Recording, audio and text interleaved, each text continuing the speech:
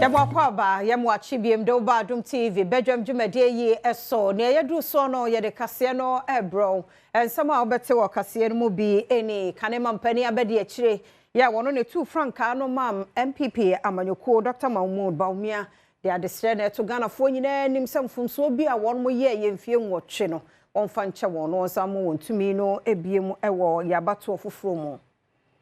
yabebo awra yensam foforo mu ne akọ kwawu From Plains North, ma ye wo ho ani age eboma mpani John Dramani Mahama baso se nei wa paw oba se wo mehwe mensi no eso no nsem bi na no pay me de browse Adom TV Badwam kase wo share live on Facebook/Adom TV Extra Go TV 119 DSTV 280 uko YouTube search Adom TV Tube kwa adomonline.com ensem we ni bebre so eka ho bidi de afia amankwa tamaklo afia ni de mientie se de nsem ni chemu ankasa etie kane Ghana mampani abedi akire ono aso ne 2 franka no ma MPP amanyoko Dr. Mahmoud Baumia e de adesre pa na eto Ghana fo nyina nim semfomso bi a won mo ye wo wa mamuomu emfie nwotwe no Ghana fo emfanche abedi akire ne fo amiensa probo de kopi asante bantemu no ode ne nyina aba na wieye e wo bekwai na wakasa en wode tu just say yesu ye mfomso bebre na nyame adom ena yetimi ba power biema kwan a yefa so na ye mfomso no ye befa kwan foforo so ye mfa sa kwan no so ye befa kwan foforo so asiesie niema ama obia ne patch ne chefa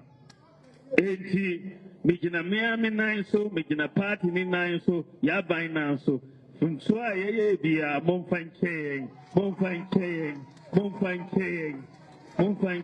yesremo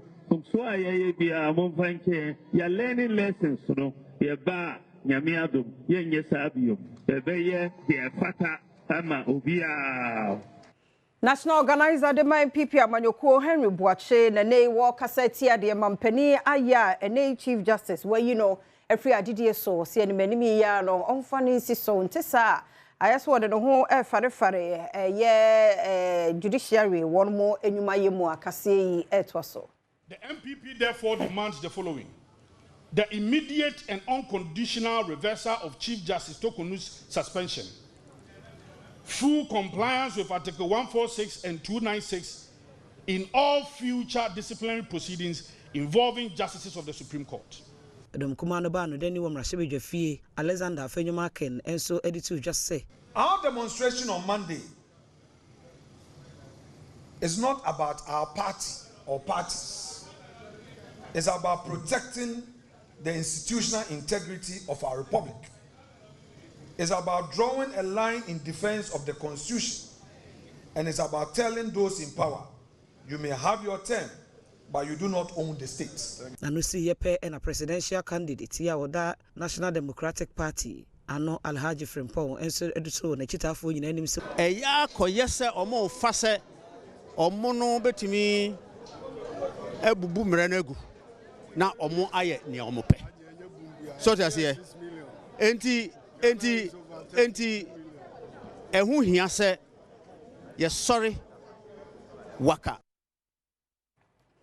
Yetwa Kasiano eso na West African Examinations Council aye company for ho adwiri won pa said ye kro no boko so won so hwede mo no ano aye den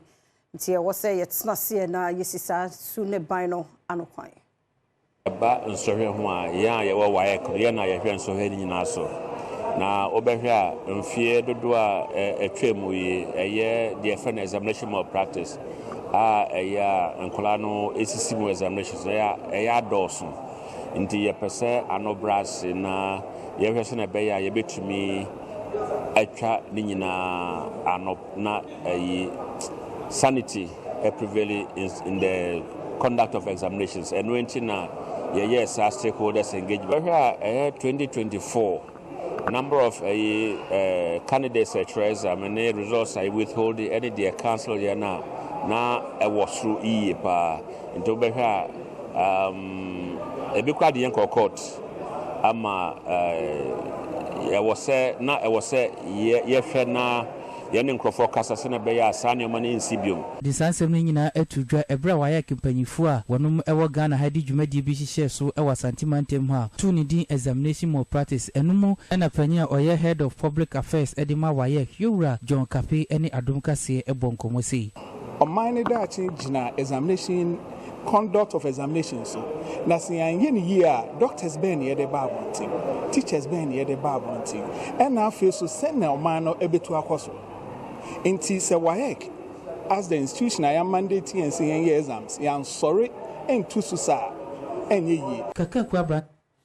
Achiase District Fire Commander ya DO2 Kwachiado or the Togana phone na and in the situation one is dino or so one idiom. One was see dino, one rest cables are one dish dynamo na ear papa. Sabe bit me a boy in a young buying free a jashishi. And they say Ubun compo eshe ye chia. Obetite edwa wei eja da ho obekwa ha yesi eja na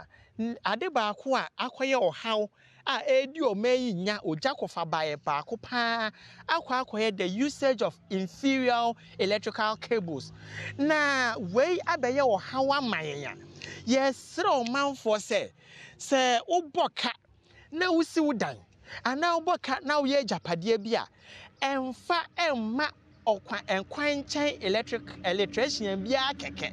enhwehwe electrician hunu bia kwa ene ukọ mansini dodo no a ye wo energy commission accredited electricians wo ho a ye registered ope o machira kwan a ubehunu won